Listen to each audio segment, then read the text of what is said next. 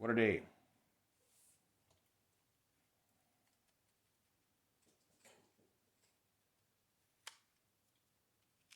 In the past month, I've been able to change my struts, uh, begin learning how to adjust the alignment of my car. Really starting to understand stuff going on with this vehicle. It's a pretty easy one to work on. It's going to be easy to get to know. Um, Friday, I had to get, uh, or no, was it Tuesday? Maybe it was Friday. One of these days last week, I had to get. No, it was Tuesday. Is when I got the back tires. Had to get two back tires because I had flats on one side, and when I patched the hole, found what you call it uh,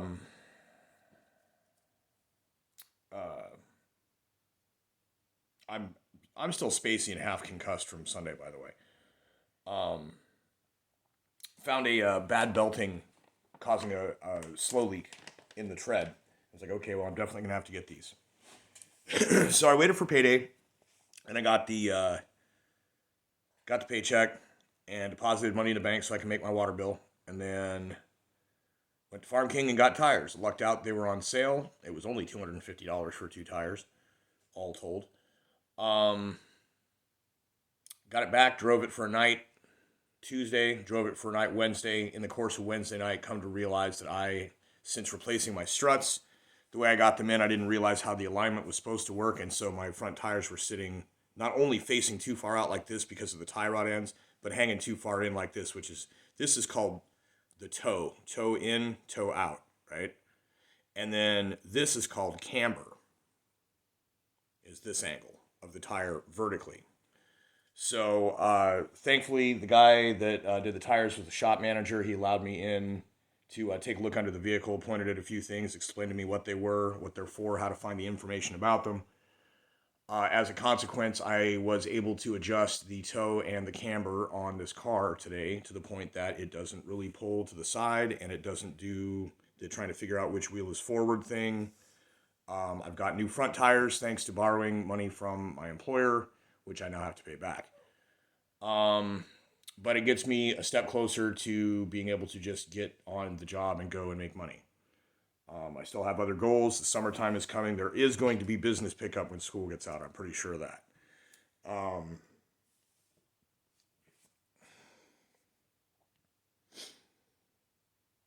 Vehicle wise, that's pretty much where it is. I spent my whole day doing it. It's nuts. Um, didn't actually have to take the outer tie rod end off, like out of the knuckle to adjust the toe either. Learned how to do that. That if you have the vehicle running, the power steering works on the vehicle, you can actually adjust it on the ground. Um, Knowing that, it's good to know. I can make sure that the thing is right. To adjust the camber, I had to loosen the nuts on the retaining bolts that hold the strut to the knuckle. And then I had to kind of bang them out just a wee bit so that there was a little bit of motion in all directions. And I had to find a way to either bang on part of the head of the retaining bolt or get something in between the strut and the knuckle where it bolts in and kind of pry it out just a smidge, because it turns out the openings on the strut that the bolts go through to get into the knuckle are oval shaped for adjustment reasons. If there's a little space on either side, you can pull it or push it or whatever. So my front tires are a little more close to vertical. They're not perfect, but they're certainly better than they were. And with the toes properly straightened as well, hopefully I won't have wires showing on the inside of 3-month-old tires or less.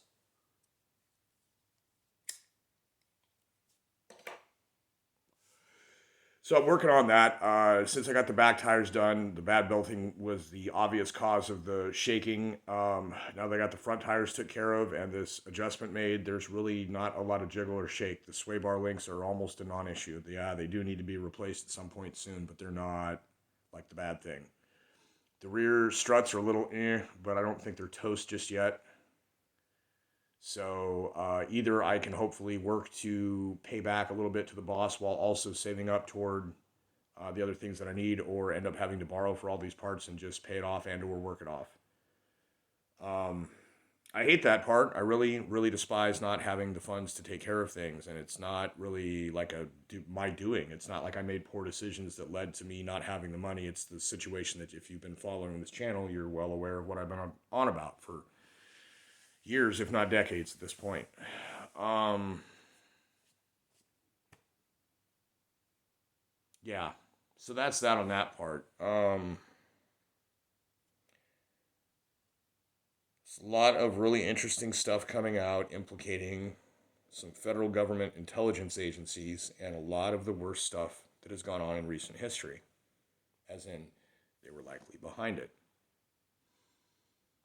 And there was a couple of events that I was and still am pretty certain that the government was behind.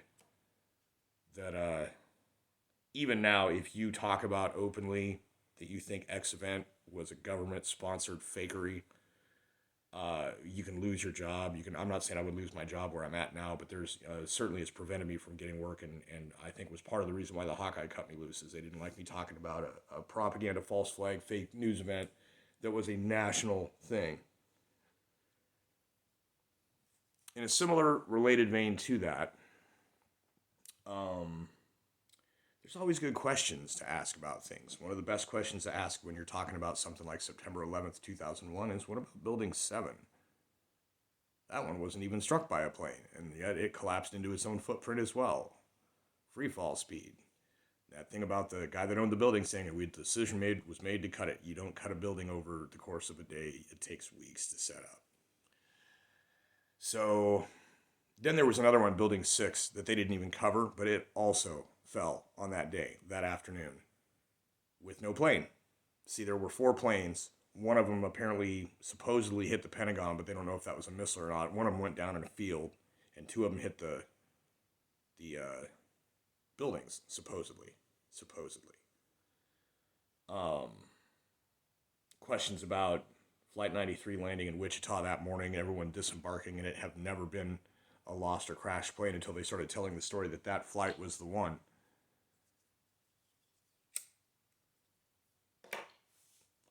And apparently, the week before being let go from Fox, or at least taken off the air, Tucker Carlson was talking in private capacity outside of work, but in presentations, other people's podcasts or whatever, about Building 7. And he was flat out saying, if you talk about that on TV, they will fire you. And then he got fired.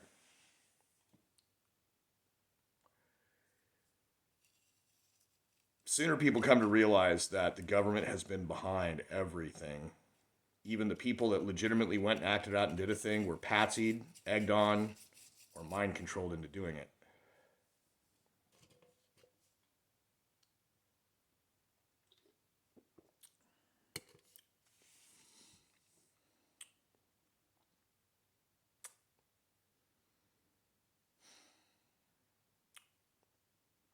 This World War III shit is pretty insane. I still don't understand fully yet what's going on, but from what I can see, I still maintain that China is basically controlling our government to control the Ukrainian government to mess with Russia, while Russia is supposedly allied with China. Um, then this weird, like, supposed drone attack thing that looks pretty weak to me. Um, just It's not the type of behavior that we've seen from Russia recently. It's really not. But I mean, nothing about that situation with Russia and Ukraine is as they're saying it is either. Ukraine has been overrun for a very long time by crony politicians using that country as their money laundering piggy bank. Meanwhile, their home defense militia, National Guard type organization is literally, literally a battalion that during World War II, when Ukraine was part of the USSR, joined the Nazis to fight against the Soviets. And after World War II, even though it was still Soviet territory, they basically controlled the western part of Ukraine, which is where they're at now. Um, and never disavowed any of the symbolism, any of the mentality of the National Socialist Party of Germany. And nowadays are the only ones who seem to be willing to step up and defend their country, which is why they are the ones that are the glorified military or whatever. But the people and the culture and the patriotism that always happens, that governments propagandize people into hoorah for the soldiers no matter what. And I'm not saying don't respect soldiers. I'm anti-war, but I'm pro-vet, right? But and that doesn't mean I like there to be vets. I'm just saying that if a person is a veteran, I'm going to give them some respect because they've been through some shit. Even if I don't agree with the cause of the shit that they were forced to go through, or if they chose, it doesn't even matter. It doesn't even matter. They're all victims, in my eye. So, in Ukraine, the people have gotten behind this battalion. It has infiltrated their military. It has its own political party operating within the government. Probably has its own TV station. So it's such a weird situation because I mean we're backing the bad guys. We are controlled by bad guys, making us be bad guys to back the bad guys against a bad guy. I'm not even joking, that's what it is. What else we got?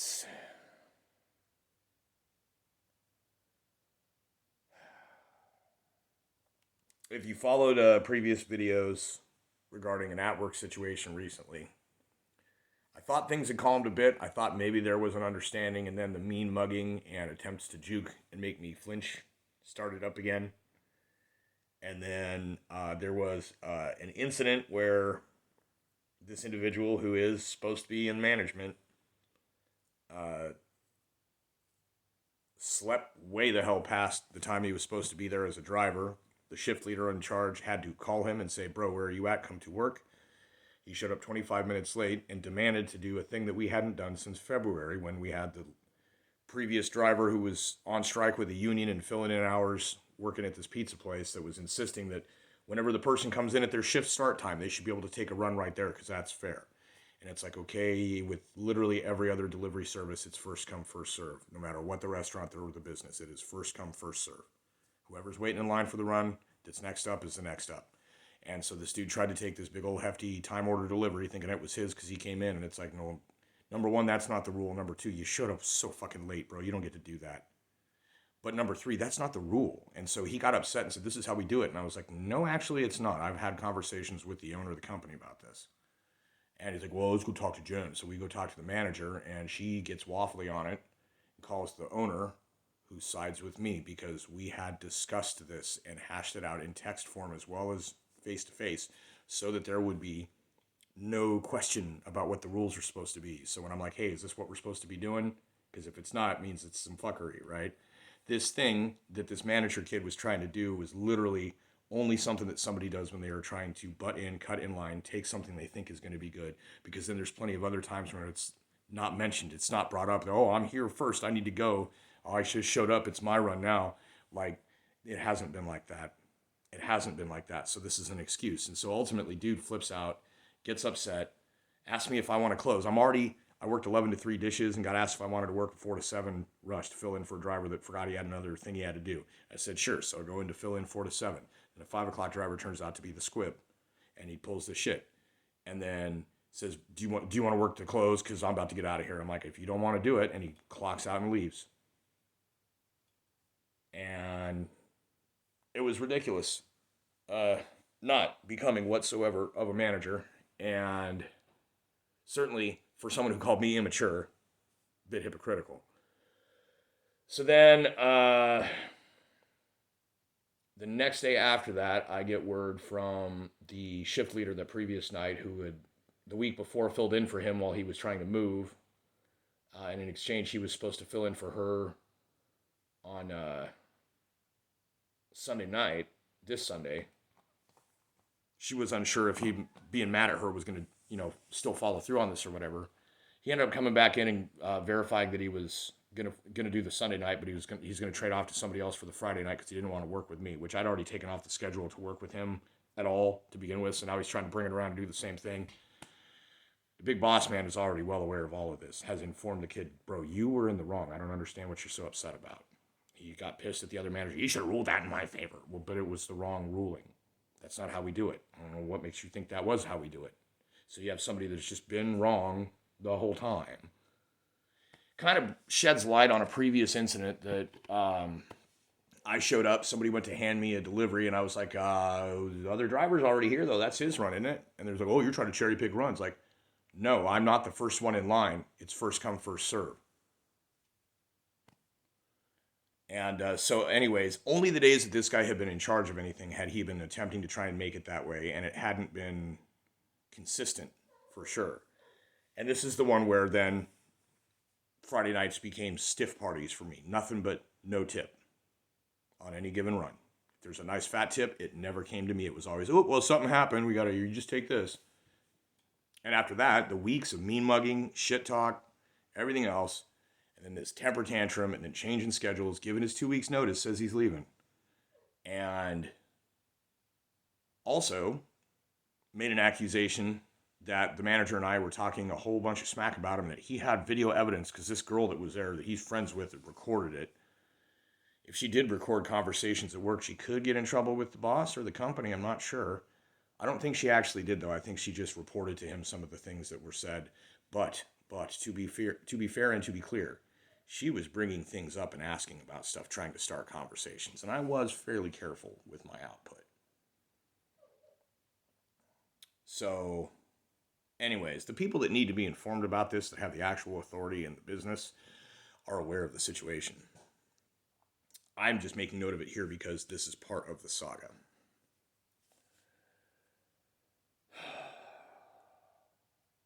And I cannot celebrate, oh, I've exorcised the demon. No, because the vessel is leaving. But as far as I can tell, the most likely thing is going to be that the person who was attempting to get people to talk about that guy is going to be the new vessel. So, yeah, I don't know. The weather's been nice. My mood's been fair. As long as I have the parts to repair things on my car, I'm able to keep it running. The problem is that despite all of this knowledge that I have, skills that I possess, if I cannot earn the money, I cannot afford the parts for the repairs.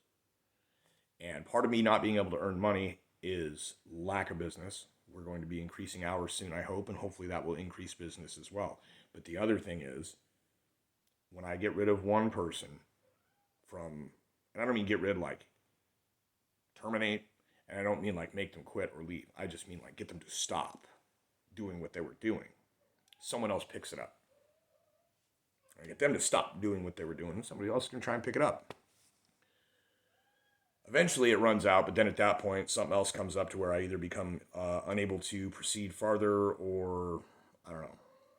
But, yeah, it's a day by day, just clawing my way forward at it's so slow. It's so tedious to grind forward this way. It's the only thing I can do. Try and keep it running, try and get to work, hope that it doesn't turn out to be a dead day. If it turns out to be a dead day, then I maybe make enough gas money to come back and do it again tomorrow and hope that tomorrow's a better one. I was telling a buddy of mine the other day, because I was asking him about borrowing money too. I hate this. All these different things. And he said, how much do you make there? And I'm telling him how much and everything. And I said, another way to look at it is roughly half of what I was making at Domino's. And I can never go back. And obviously that, my health was going to suffer if I stayed there. It's not like, oh, you just put up with it and do it. No, I legit had a heart palpitation before I quit. Shouldn't come to that, Waiting for karma to do anything whatsoever about that, or God, or I don't know. Nobody with any significant power is acting, or nobody who would act has any actual significant power. I don't know. See also the Grief for Jesus video, and I believe the one after that. My own ability to manifest is outshining these supposed almighty powers.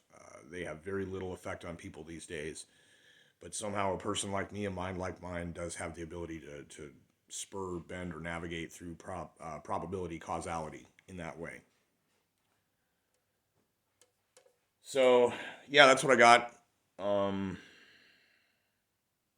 Get this reduced down in size for easy upload, and then uploaded, and then see what the rest of the week and the weekend brings us. Hopefully, something good.